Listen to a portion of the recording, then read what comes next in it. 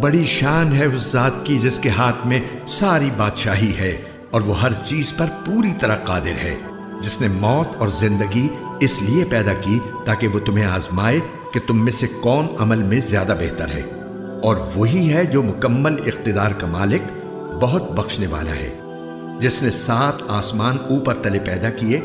تم خدائے رحمان کی تخلیق میں کوئی فرق نہیں پاؤ گے۔ اب پھر سے نظر دوڑا کر دیکھو، کیا تمہیں کوئی رخنہ نظر آتا ہے؟ پھر بار بار نظر دوڑاؤ، نتیجہ یہی ہوگا کہ نظر تھک ہار کر نامراد لوٹ آئے گی۔